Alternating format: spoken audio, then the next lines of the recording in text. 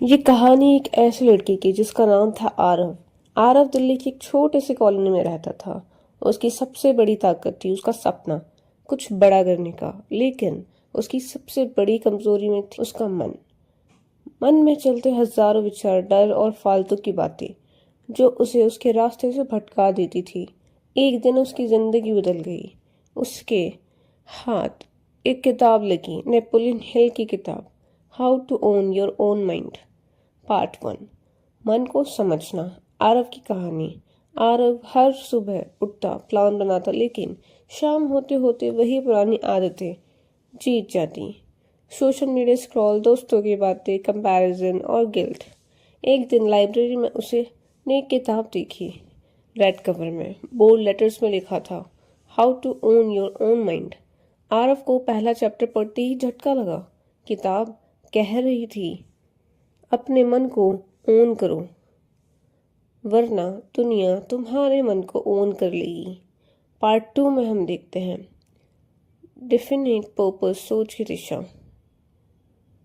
Napoleon Hill कहता है, मन तभी ताकतवर बनता है जब उसका एक डेफिनेट पर्पस हो। आरफ ने उसी शाम डायरी निकाली और लिखा, मुझे 1 साल में अपनी खुद की डिजिटल मार्केटिंग एजेंसी बनानी है। ये था उसका डेफिनेट पर्पस। पहली बार आरव को लगा उसका माइंड बिना दिशा के भागती गाड़ी नहीं है, अब उसके पास स्टीयरिंग है। पार्ट 3 में हम देखते हैं कंसंट्रेशन की शक्ति। नेपोलियन हिल ने बताया, कंसंट्रेशन मतलब अपने मन की सारी ताकत एक जगह लगाना। आरव ने डिस्ट्रैक्शन हटाए, इंस्टाग्राम अनस्टॉल किया, फिर 2 घंटे फोन, स्टडी टेबल पर सिर्फ एक किताब। धीरे धीरे उसका माइंड शार्प होने लगा।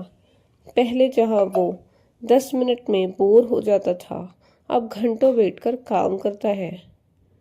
इसी के साथ हम आगे देखते हैं पार्ट 4 में क्रिएटिव इमेजिनेशन, दिमाग का असली खजाना। आरव ने किताब में पढ़ा, क्रिएटिव इमेजिनेशन से ही आइडिया आते हैं जो दूसरों को नजर नहीं आते। आरव ने अपने एजेंसी के लिए अलग कॉन्सेप्ट सोचा, सिर्फ रील्स और शॉर्ट्स में एक्सपर्ट बनना, छोटे बिजनेस के लिए अफोर्डेबल पैकेज बनाना। ये आइडिया इतना नया था कि धीरे धीरे क्लाइंट खुद उससे कांटेक्ट करने लगे। इसी के साथ पार्ट 5 में हम देखते हैं माइंड को कंट्रोल करने की टेक्निक। नेपोलियन हिल की सबसे पावरफुल बात, आपका माइंड वही सोचता है जो आप उसे सोचने के लिए देते हैं। आरव ने सुबह अफर्मेशन शुरू किया, मैं पावरफुल हूँ, मैं फोकस्ड हूँ, मैं हर दिन सीखता हूँ। और रात को ग्रेटिट्यूड जर्नल, आज क्या अच्छा हुआ, इससे सीखा। धीरे धीरे माइंड की नेगेटिव राइटिंग बदलने लगी। पार्ट 6 में हम देखते हैं हार के बाद भी मन पर जीत। एक बार आरव का सबसे बड़ा क्लाइंट बीच प्रोजेक्ट में छोड़कर चला गया। उसका कॉन्फिडेंस टूटा, मन कहने लगा तू नहीं कर पाएगा। लेकिन तभी उसकी किताब की वो लाइन याद आई, मन वही है जो हम उसे बनाते हैं। आरव ने 2 दिन का ब्रेक लिया, अपने वाई को याद किया, फिर से क्लाइंट्स को अप्रोच किया। अगले महीने उसकी इनकम पहले से ज़्यादा हो गई। पार्ट 7 हम देखते हैं सेल्फ कॉन्फिडेंस का खेल।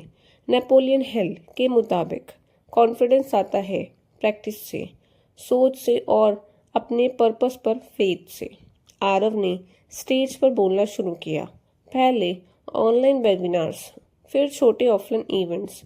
पहली बार हाथ कांपे, आवाज़ टूटी, लेकिन हर बार थोड़ा बेटर हुआ। 6 महीने बाद वही आरव जिसने दोस्त के सामने भी हकलाता था, अब 500 लोगों के सामने बोल रहा था। पार्ट 8 में हम देखते हैं मास्टर माइंड, दिमागों की ताकत। नेपोलियन हिल ने एक कॉन्सेप्ट दिया, मास्टर माइंड ग्रुप, कुछ लोग जिनका कॉमन गोल हो।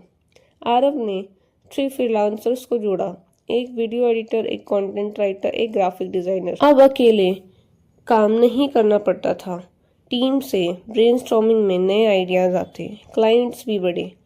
पार्ट 9 में हम देखते हैं कंसिस्टेंसी। असली चमत्कार। आरव की एजेंसी बहुत छोटी थी, लेकिन वो हर रोज काम करता। नेपोलियन हिल कहता है, मन की ताकत कंसिस्टेंसी से ही बनती है। 6 महीने बाद उसके पास 20 क्लाइंट्स थे। मंथली इनकम भी 10 गुना हो चुकी थी। पार्ट 10 में हम देखते हैं माइंड की असली ओनरशिप। 1 साल बाद आरव मिरर के सामने खड़ा हुआ, खुद से बोला, आज मैं अपने मन का मालिक हूँ, गुलाम नहीं। वो जान गया था मन को हर दिन ओन करना पड़ता है। कभी कभी हार भी होती है, लेकिन असली जीत है मन को फिर से अपने रास्ते पर लाना।